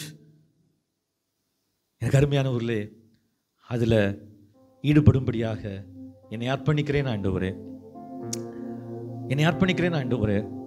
இந்த இடத்துல வந்திருக்கிற நம்ம ஒவ்வொருத்தரும் சும்மா போறதுக்காக தேவன் நம்ம இங்கே கொண்டு வரவில்லை. சும்மா இங்கிருந்து எழும்பி போறதுக்காக வந்தோம் ஃபேமிலி கேம்ப் அப்படின்னு சொல்லிடுறதுக்காக இல்ல. நீங்க எல்லாருமே ஏதோ ஒரு விதத்திலே இந்த ஊழியத்தினுடைய ஒரு பார்ட்டா இருக்கிறீங்க. என்னோட இருதயத்தின் விருப்பம், ஜெபம், கர்த்தருடைய திட்டத்திலே இணைந்து பணியாற்ற வேண்டும் அவரோடு கூட. What is that plan? முழு படைப்பையும் அவருக்கு மீட்டெடுக்க வேண்டும். புதிய படைப்பை அவர் உருவாக்கும்படியாய் விரும்புகிறார். அதிலே நாம் பங்குதாரர்களா இருக்கிறோம். We should be stakeholders. அதனால இதுக்கு stakeholders meeting பேரு. எதுக்கு stakeholders? திரும்ப கட்டுகிறதற்கு. தேசம் இடிந்து கிடக்கிறது. தேசம் இடிந்து கிடக்கிறது தெரியுதா நம்ம கண்களுக்கு? எலெக்ஷன் கமிஷன் இவ்வளவு பகிரங்கமாக ஒரு சில காரியங்களை சொன்னதுக்கு அப்புறமும் என்ன சொல்லி இருக்குது? எல்லாரும் நம்ம பார்த்துட்டு தான் இருக்கிறோம் நியூஸ்ல. ஆண்டவரே, மிஷனரிகளால் உருவாக்கப்பட்ட எங்களுடைய தேசத்தை நீர் திரும்பவும் ஆஸ்வதிக்க மாட்டீரா ஆண்டவரே? திரும்பவும் இறங்க மாட்டீரா ஆண்டவரே? எத்தனை இரத்தங்கள் சிந்தப்பட்டது. எல்லாருக்கும் கல்வி கிடைக்கணும், எல்லாருக்கும் ஓட்டு உரிமை கிடைக்கணும், எல்லாரும் ஈக்குவல் தான் அப்படின்லாம் சொல்றதுக்கு இந்த தேசத்துல அவ்வளவு எளிதாக இருக்கவில்லை. ஏற்றத்தாழ்வுகள் நிறைந்த அந்த சமுதாயத்திலே எத்தனை மிஷனரிகள், இது ஏற்றத்தாழ்வு மனிதனால் உருவாக்கப்பட்டது, வேதம் விடுதலையே சொல்லுகிறது என்று சொல்லி சுவிசேஷத்தை அறிவித்து பள்ளி கல்லூரிகளை நிறுவி மாற்றி அமைத்தார்கள். நீங்க நம்ம தூங்கிட்டு இருக்கிறதுனால தேசம் பாழாய் கிடக்கிறது. ஆண்டவரே, என்னை பயன்படுத்தும், என்னை இதற்காக பயன்படுத்தும். எருசலேமின் அலங்கத்தை பார், தெருக்களின் அலங்கோலத்தை பார். எருசலேமின் அலங்கத்தை பார், தெருக்களின் அலங்கோலத்தை பார். நெகேமியா பார்த்தான் எருசலேமுடைய அலங்கோலத்தை. என்ன பண்ணான் தெரியுமா? உட்கார்ந்து அழுது, நான் சொன்னேன் இல்லையா, புலம்பல், குரோனிங், தவிப்பு. ஆண்டவரே, பெண்களுக்கு இன்னும் சுகமா சந்தோஷமா பாதுகாப்போடு போற சூழ்நிலை இந்த தேசத்துல வரல. ரிலிஜியஸ் பர்சிக்யூஷன் நாளுக்கு நாள் இந்த தேசத்துல இன்க்ரீஸ் ஆயிட்டே இருக்குது. நாளைக்கு நாம தமிழ்நாட்டுக்கு என்ன நடக்கும்ன்ற கேள்வியோடு நம்ம இருந்துட்டு இருக்கிறோம். விழித்தெழு விசுவாசியே நீ, விழித்து கண்களை ஏறிட்டு பார். எழுந்து கட்டுவோம் வாருங்கள் என்றே எழுந்து கட்டிடவா. எழுந்து கட்டுவோம் வாருங்கள் என்றே எழுந்து கட்டிடவா. பாவத்தை வெறுக்கும் மனிதர் தேவை, ஆவியின் நிரப்புதல் பெற்றோர் தேவை. பாவத்தை வெறுக்கும் மனிதர் தேவை, ஆவியின் நிரப்புதல் பெற்றோர் தேவை. பாவியின் சாவை கோவி உரைக்கும் ஆவி பெற்ற பரிசுத்தர் தேவை.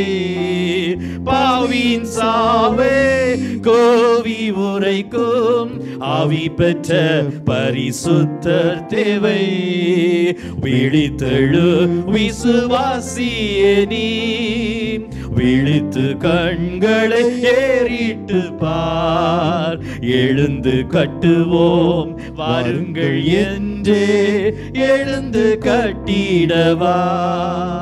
எழுந்து கட்டுவோம் வாருங்கள் என்றே எழுந்து கட்டிடவா.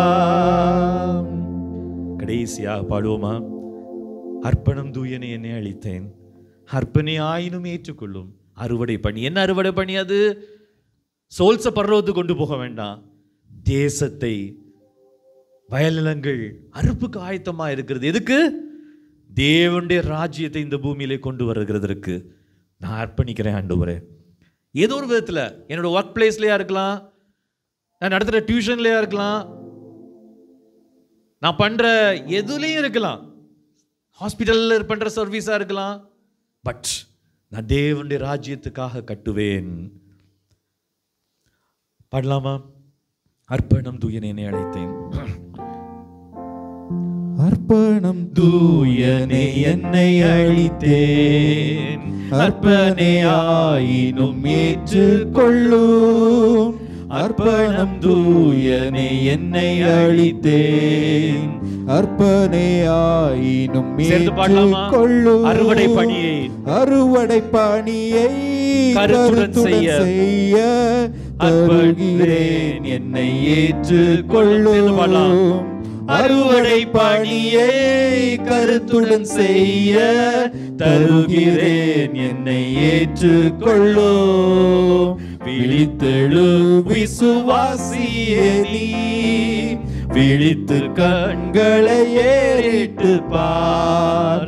எழுந்து கட்டுவோம் வாருங்கள் என்றே எழுந்து கட்டிடவா. எழுந்து கட்டுவோம் வாருங்கள் என்றே எழுந்து கட்டிடவா.